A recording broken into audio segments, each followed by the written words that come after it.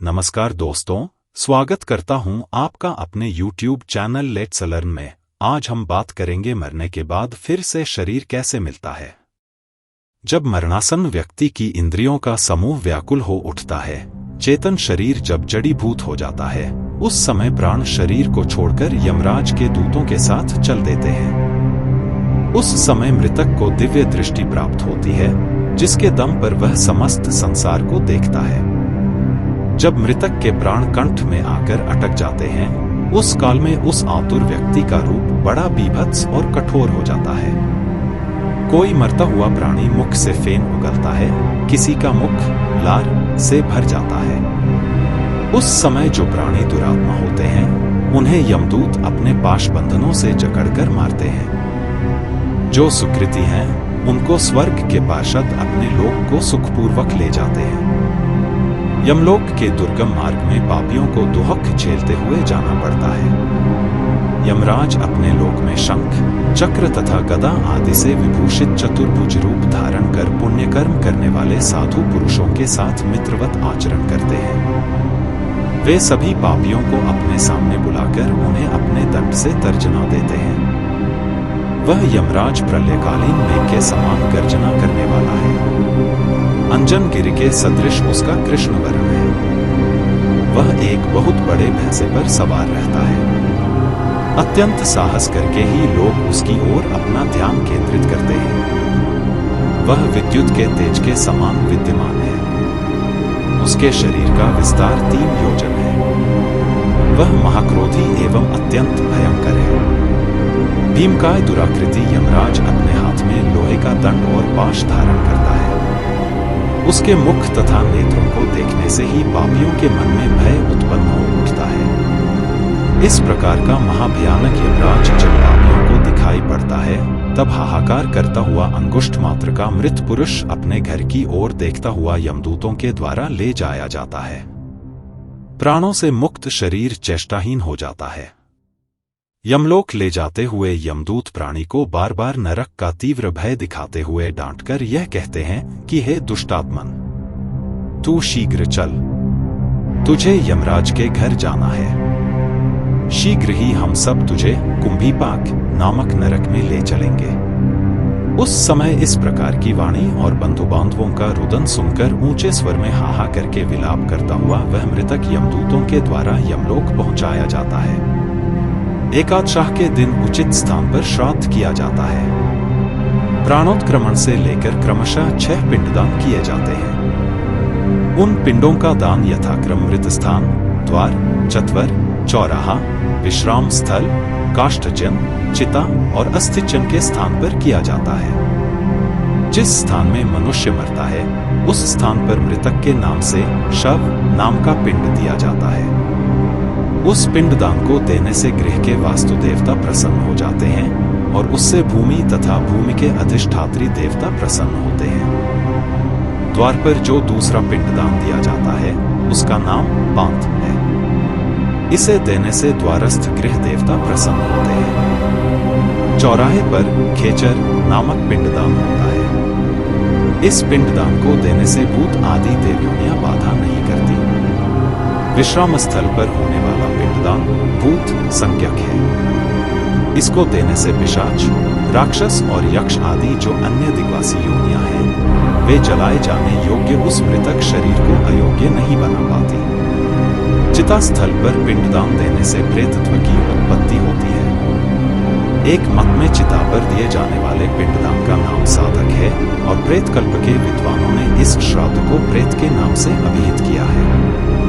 चिता में पिंडदान के बाद ही प्रेत नाम से पिंडदान दिया जाता है। इस प्रकार इन 5 पिंडों से शव आहुति के योग्य होता है, अन्यथा पूर्वोक्त उपघातक होते हैं।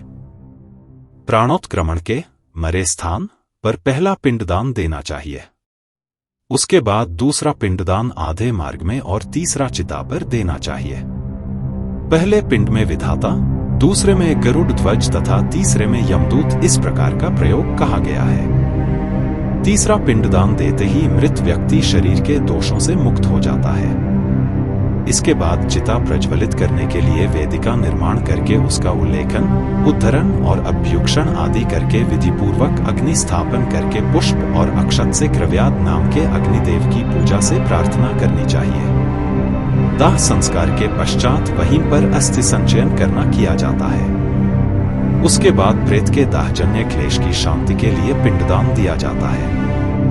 दाह संस्कार के पश्चात मृत व्यक्ति के पुत्रों को वस्त्र के सहित स्नान कराया जाता है। तदंतर नामगोत्रोच्चार करते हुए वे तिलांजलि देते हैं। उसके बाद गांव या जनपद के सभी लोग ताली बजा बजाकर विष्णु नाम संकीर्तन और मृतक के गुणों की चर्चा करते हैं। सभी लोग उस मृत व्यक्ति के घर आकर द्वार के दक्षिण भाग में गोमय और श्वेत सरसों को रखते हैं।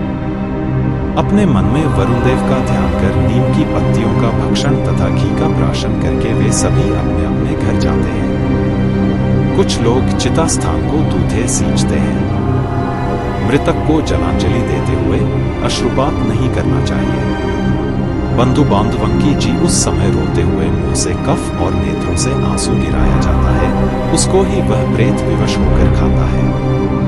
अतः उन सभी को उस समय रोना नहीं चाहिए, अपनी शक्ति के अनुसार क्रिया करनी चाहिए। सूर्य के अस्त हो जाने के बाद घर के बाहर अथवा कहीं एकांत में चौराहे पर दाह क्रिया के दिन से लेकर 3 दिन तक मिट्टी के पात्र में दूध और जल दिया जाता है, क्योंकि मरने के बाद जो मूढ़ हृदय जीवात्मा है वह पुनः उस शरीर को प्राप्त करने की इच्छा से यमदूतों के पीछे पीछे श्मशान, चौराहा तथा घर का दर्शन करता हुआ यमलोक को जाता है।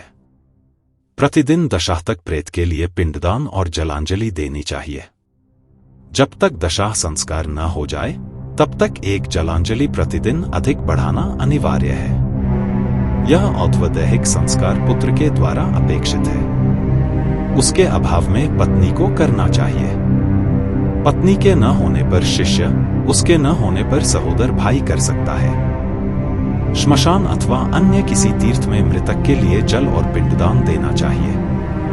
पहले दिन शाक, मूल और फल, भात या सत्तू आदि में से जिस किसी द्वारा पिंडदान दिया जाए उसी के द्वारा बाद के दिनों में भी पिंडदान देना चाहिए। 10 दिनों तक प्रेत के उद्देश्य से पुत्रगण पिंडदान देते हैं। दिए गए पिंड का प्रतिदिन 4 भाग हो जाता है। उसके 2 भाग से मृतक का शरीर बनता है, तीसरा भाग यमदूत ले लेते हैं और चौथा भाग मृतक को खाने के लिए मिलता है। 9 दिन रात में प्रेत पुनः शरीर युक्त हो जाता है। शरीर बन जाने पर 10वें पिंड से प्राणी को अत्यधिक भूख लगती है। 10 दिन के पिंड में विधि, मंत्र, स्वधा आवाहन और आशीर्वाद का प्रयोग नहीं होता है, केवल नाम तथा गोत्रोच्चार पूर्वक पिंडदान दिया आता है। मृतक का दाह संस्कार हो जाने के पश्चात पुनः शरीर उत्पन्न होता है। पहले दिन जो पिंडदान दिया जाता है उससे मूर्धा, दूसरे दिन के पिंडदान से ग्रीवा और दोनों स्कंध, तीसरे दिन के पिंडदान से हृदय, चौथे दिन के पिंडदान से पृष्ठ, 5वें दिन के पिंडदान से नाभि, 6ठे दिन के पिंडदान से कटिप्रदेश, 7वें दिन के पिंडदान से गुह्य भाग, 8वें दिन के पिंडदान से ऊरू, 9वें दिन के पिंडदान से तालुबैर और 10वें दिन के पिंडदान से क्षुधा की उत्पत्ति होती है। जीवात्मा शरीर प्राप्त करने के पश्चात भूख से पीड़ित होकर के घर के दरवाजे पर रहता है। 10वें दिन जो पिंडदान होता है उसको मृतक के प्रिय भोज्य पदार्थ से बना करके देना चाहिए, क्योंकि शरीर निर्माण हो जाने पर मृतक को अत्यधिक भूख लग जाती है। प्रिय भोज्य पदार्थ के अतिरिक्त अन्य किसी अन्नादिक पदार्थों से बने हुए पिंड का दान देने से उसकी भूख दूर नहीं होती है। एकादशाह 11 और द्वादशाह 12 के दिन प्रेत भोजन करता है। मरे हुए स्त्री पुरुष दोनों के लिए प्रेत शब्द का उच्चारण करना चाहिए। उन दिनों दीप, अन्न, जल, वस्त्र जो कुछ भी दिया जाता है उसको प्रेत शब्द के द्वारा देना चाहिए, क्योंकि वह मृतक के लिए आनंददायक होता है। त्रयोदशाह 13 दिन को पिंडज शरीर धारण करके भूख प्यास से पीड़ित वह प्रेत यमदूतों के द्वारा महापथ पर लाया जाता है। जो प्रेत पापी होते हैं उनका मार्ग शीत, ताप, शंकु के आकार का चुभने वाला, मांस खाने वाले जंतु तथा अग्नि से परिव्याप्त रहता है। जो सुकृति हैं उनका मार्ग सब प्रकार से सौम्य है, उनको उस मार्ग में कोई काष्ठ नहीं होता है। असिपत्र वन से व्याप्त उस मार्ग में इतने दुख हैं कि क्षुधा प्यास से पीड़ित उस प्रेत को नित्य यमदूत अत्यधिक संत्रास देते हैं। प्रतिदिन वह प्रेत 247 योजन चलता है। यमदूतों के पाश से बंधा हाहा करके विलाप करता हुआ वह प्रेत अपने घर को छोड़कर दिन और रात चलकर यमलोक पहुंचता है। उस महाप्त में पड़ने वाले प्रसिद्ध पुरों के शुभाशुभ भोग प्राप्त करते हुए वह यमलोक को जाता है। इस मार्ग में क्रमशः याम्यपुर, सौरिपुर, नगेंद्रवन, गंधर्वनगर, शैलगम, क्रौंचपुर, क्रूरपुर, विचित्रवन, बहवापद, दोखद, नानक्रंदनपुर, सुतप्तवन, रौद्रनगर, वयोवर्षण, शीताड्य और बहुधर्म भीतिवन नामक प्रसिद्ध पुर हैं। त्रयोदशाह अर्थात 13वीं के दिन यमदूत प्रेत को उस मार्ग पर उसी प्रकार से पकड़कर ले जाते हैं जिस प्रकार मनुष्य बंदर को पकड़कर ले जाता है। उस प्रकार से बंधा हुआ वह प्रेत चलते हुए नित्य हा पुत्र का करुण विलाप करता है। वह कहता है कि मैंने किस प्रकार का कर्म किया है जो ऐसा कष्ट मैं भोग रहा हूं। वह यह भी कहते हुए चलता है कि यह मनुष्य योनि कैसे प्राप्त होती है। मैंने इसको व्यर्थ में गवा दिया है। प्राणी इस मनुष्य योनि को बहुत बड़े पुण्य से प्राप्त करता है। उसको पाकर मैंने याचकों को स्वार्जित धन दान में नहीं दिया। आज वह भी पराधीन हो गया है। ऐसा कहकर वह गदगद हो उठता है। जब यमदूत उसको अत्यधिक पीड़ित करते हैं तो वह बार बार अपने पूर्व शरीर जन्य कर्मों का स्मरण करता हुआ इस प्रकार कहता है, सुख दुख का दाता कोई दूसरा नहीं है। जो लोग सुख दुख का दाता दूसरे को समझते हैं वे कुबुद्धि ही हैं। जीवात्मा सदैव पहले किए गए कर्म का भोग करता है। इस प्रकार करुण क्रंदन और विलाप करते हुए अत्यधिक दुखित प्रेत को 17 दिन तक अकेले वायुमार्ग में ही यमदूतों के द्वारा निर्दयता पूर्वक खींचा जाता है। 18वां दिन रात पूर्ण होने पर पहले वह याम्यपुर पहुंचता है। उस रमणीक नगर में प्रेतों के महान गण रहते हैं। वहां पुष्पभद्रा नदी तथा देखने में सुंदर लगने वाला एक वटवृक्ष है। यमदूत वहां पहुंचकर पुरों का वर्णन दुखित होकर अपनी स्त्री और पुत्र संबंधियों से प्राप्त होने वाले सुख का स्मरण है। मार्ग में पड़ने वाले परिश्रम से थका एवं भूख प्यास से व्याकुल वह प्रेत वहां करुण विलाप करत है। उस समय वह धन, स्त्री, पुत्र, घर, मुख, नौकर और मित्र के विषय में तथा अन्य सभी विषय में सोचता है। यमदूत प्रेत से पूछते हैं, हे प्रेत, कहाँ धन है, कहाँ पुत्र है, कहाँ स्त्री है, कहाँ घर है और कहाँ तू इस प्रकार का दुख झेल रहा है। चिरकाल तक अब तू अपने कर्मों से अर्जित पापों का भोग कर और इस महापथ पर चल। हे परलोक के पथिक, तुम जानते हो कि राहगीरों का बल पाथे के वश में है। निश्चित ही तुझे उस मार्ग से चलना होगा जहां कुछ क्रय विक्रय करना भी संभव नहीं है। यमदूतों के द्वारा इस प्रकार कहे जाने के बाद वह यमदूतों के द्वारा मुद्ररों से मारा जाता है। तत्पश्चात स्नेहवश अथवा कृपा करके भूलोक में पुत्रों के हाथों से दिए गए मासिक पिंड को वह खाता है। उसके बाद वहां से वह सौरिपुर के लिए चल देता है। उस नगर में काल रूपधारी जंगम नाम का राजा है। उसको देखकर प्रेत भयभीत हो उठता है और विश्राम करना चाहता है। त्रैपाक्षिक श्राद्ध में दिए गए अन्न और जल का वह उसी नगर में उपभोग करके दिन और रात चलकर सुंदर बसे हुए नगेंद्रवन नामक नगर की ओर जाता है। उस महापथ पर चलते हुए महाभयंकर वन देखकर वह करुण विलाप करता है। वहां के कष्टों से दुखित होकर वह बार बार रोता है। 2 मास बिताने के पश्चात वह उस नगर में पहुंचता है।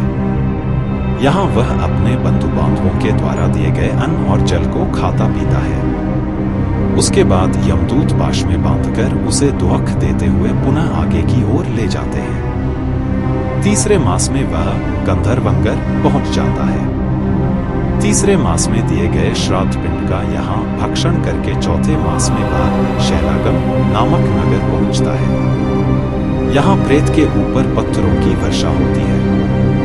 वहां वह चौथे मास में दिए गए श्राद्ध पिंड को खाकर संतुष्ट होता है। इसके बाद प्रेत 5वें मास में क्रौंचपुर जाता है। उस में पुत्रों के द्वारा दिए गए 5वें मास के श्राद्ध के पिंड को खाता है। तदनंतर 6ठे मास में प्रेत क्रूरपुर नामक नगर की यात्रा करता है। उस में 6ठे मास में पुत्रों द्वारा दिए गए श्राद्ध पिंड को खाकर उसकी संतृप्ति होती है, किंतु आधे मुहूर्त भर विश्राम करने के बाद उसका हृदय पुनः दुख से कांपने लगता है। यमदूतों से तर्जित होकर वह प्रेत उस को लांघकर विचित्र भवन की ओर प्रस्थान करता है, जहां का राजा विचित्र है। यमराज का छोटा भाई सौरी ही यहाँ के राज्य पर शासन करता है। 5 मास और 15 दिन पर ऊनशाण मासिक श्राद्ध होता है। अतः यमदूतों के द्वारा संत्रस्त वह प्रेत उसी विचित्र भवन में ऊनशाण मासिक श्राद्ध पिंड का उपभोग करता है। मार्ग में बार बार उसको भूख पीड़ा पहुंचाती है। अतः यमदूतों के द्वारा रोके जाने पर भी वह उस मार्ग में विलाप करता है कि क्या कोई पुत्र या बांधव है जो मेरे मरने पर शोक सागर में गिरते हुए मुझे सुखी नहीं कर रहा है। इसी समय वहां पर उसके सामने हजारों मल्लाह आते हैं और कहते हैं कि 100 योजन विस्तृत मवाद और रक्त से पूर्ण नाना प्रकार की मछलियों से व्याप्त नाना पक्षीगणों से आवृत महावैतरणी नदी को पार करने की इच्छा करने वाले तुम्हें हम लोग सुखपूर्वक तारेंगे। किंतु हे पथिक, यदि उस मर्त्यलोक में तुम्हारे द्वारा गोदान दिया गया है तो उस नाव से तुम पार जाओ। मनुष्यों का अंत समय आने पर वैतरणी गोदान ही हितकारी होता है। अतः शरीर स्वस्थ रहने पर वैतरणी व्रत करना चाहिए और वैतरणी नदी को पार करने की इच्छा से विद्वान ब्राह्मण को गोदान करना चाहिए। वह पापी के समस्त पापों को विनष्ट करके उसे विष्णुलोक ले जाता है। जिसने वैतरणी दान नहीं किया है वह प्रेत उसी नदी में जाकर डूबने लगता है। डूबते हुए स्वयं अपनी निंदा करता हुआ कहता है कि मैंने पाथे हेतु ब्राह्मण को कुछ भी दान नहीं दिया है। न मैंने दान किया है, न तो मैंने अग्नि में आहुति दी है, न भगवान नाम का जप ही किया है, न तीर्थ में जाकर स्नान ही किया है और न भगवान की स्तुति ही की है। हे मूर्ख, जैसा कर्म तुमने किया है अब वैसा ही भोग कर। ऐसा कहने के बाद यमदूतों से हृदय में मारा जाता हुआ वह प्रेत उसी समय किंकर्तव्य विमूढ़ हो जाता है और वैतरणी के दूसरे तट पर दिए गए षाण्मासिक श्राद्ध के घटाधिक दान एवं पिंड का भोजन करके आगे की ओर बढ़ता है। अतः हे तार्थ्य, पाणमासिक श्राद्ध पर सत्पात्र ब्राह्मण को विशेष रूप से भोजन कराना चाहिए। धन्यवाद।